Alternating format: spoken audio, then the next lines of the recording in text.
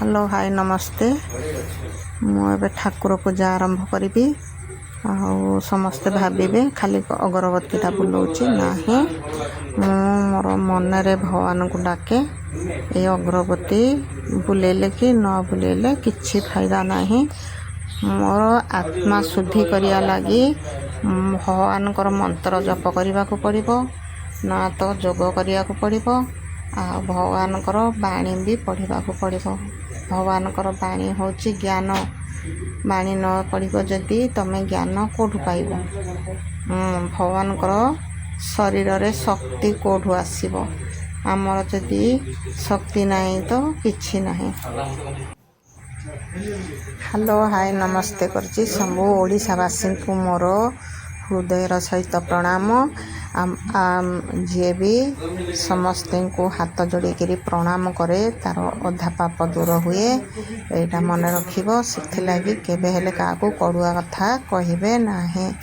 जे जानी नथिबो कहले भी न शुणिला बाकी रहीजिबे। रागरे ताकू उल्टी जवाब देबे नहीं। देले कौन हम सेटा ही खराब रास्ता को जीव। छोट कथा बड़ हम। देखंतु ए दृश्यटा मो पुओ घर। देखंतु मो पुओ झाड़ू फाड़ू मारुची। मो अधा घर झाड़ू मारे पूजा पाठ करे। घर माने मो काम अधा मु करे से तार करे। कहीं ना आमर जी काम आमको 9टा 10टा बाजी जाऊँगी से आम जल्दी जल्दी करें दुकान भी खोल से झाड़ू पोछा सेपट न कर जदि मोर ये नास्ता पानी करवा लेट हो से मो पुओ अधा काम से करे। तार सेपटे 2 रूम अच्छी 2 रूम घर झाड़ू पोछा नहीं पोछा करे झाड़ू मारे।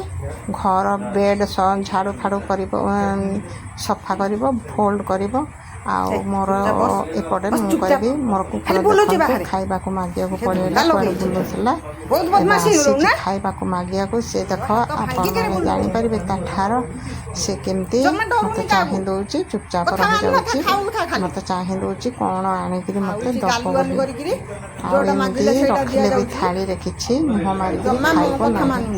ये गुणटा अच्छी। कड़ई रे भी मांस तले रखिले भी सांगे सांगे छुईब ना। जदि बेसी समय रहा कि न आसला बेले मुह मार ना तो एमती रखिले हेले मुह फट से मार ना। ता पाखे किसी जिनस रखिले भी ताकू देवी गोलैक बेले खाइब। मुझे बाहर को बाहरी जन घर को जावाक आपड़ देखिए। यहाँ आम घर बाहर के जीवा रास्ताटा एगुड़ा सब क्वार्टर अटे सब पार्क अटे। आमर एठिकार जगह जाक केमती अच्छी देखंतु माने बे वर्षा पड़िला सब घास हो जाइए देखिया को पूरा ग्रीन ग्रीन देखा जाउची। बहुत सुंदर देखा जाउची। आपण मानकू केमती लगुच कांसपाल यहाँ कांसपालर क्वार्टर अटे किंतु जना पड़ुनी लगुच जे जंगल जगह ना। भल भी लगे सफा सुतर सब थाए। ये सब क्वार्टर अटे। क्वार्टर मु जन को घर को आसी क्वार्टर जड़े मते मो पछरे पछरे देखी देखी आसूची से चिड़ुची कहीकि मु जाणिक वीडियो करी जीवा आसिया करुच्ची। मुझे जा पाखक जाइली से तांकर घरे नथिले। तांकर चाकराणीटा खाली बसी थे बाहर से से कहले मंदिर जाइछन्ती मु मंदिर पाखक आसी भेट करिया को। देखंतु ये अच्छी त्रिनाथ मंदिर अच्छी से शिव मंदिर भी अच्छी से आसुचंती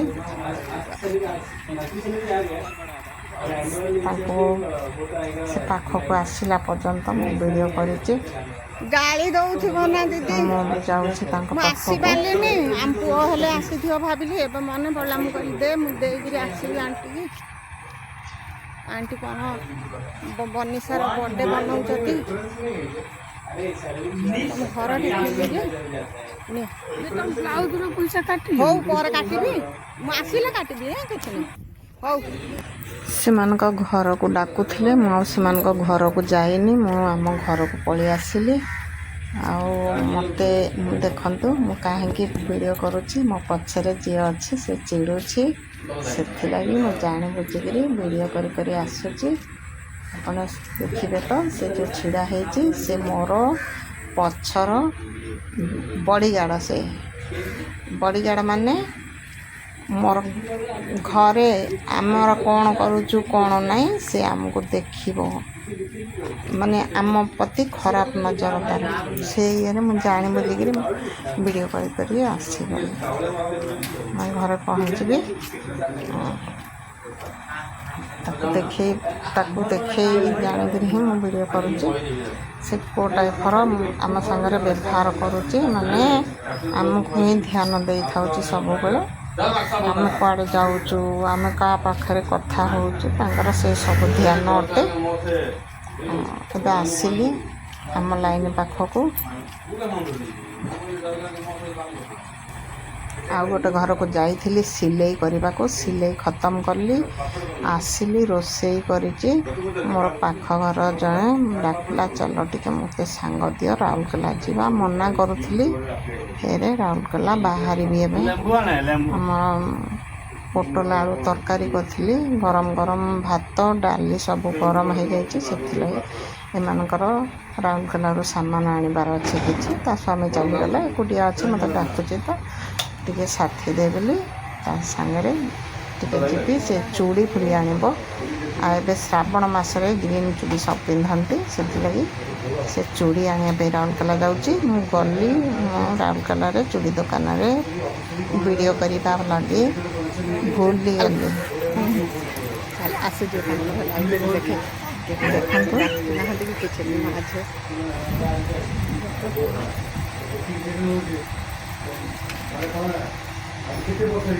ତାର ମୋ ପଛରେ ମୋର ସେ ମୋ ପାଖ ଘର ସେ ଦିଦି ଆସୁଛନ୍ତି, ଆଉ ସେମାନେ ବି ଯାଉଛନ୍ତି ରାଉରକେଲା।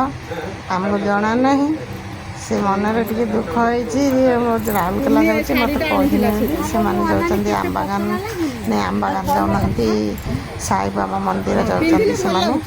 ଆମେ ରାଉରକେଲା। ମୁଁ ଯେଉଁଠି ସେଇଠି କୁଆଡ଼େ କୁଆଡ଼େ ବୁଲୁଥିଲା, ଗୋଟେ ସପ୍ତାହ ପର୍ଯ୍ୟନ୍ତ କୁଆଡ଼େ କୁଆଡ଼େ ବୁଲିଲା। ଏବେ ମୁଁ ଯୁଆଡ଼େ ଯିବି ସେ ସିଆଡ଼େ ଯିବ, ମୋତେ ଛାଡ଼ିକିରି ରହି ପାଇବନି।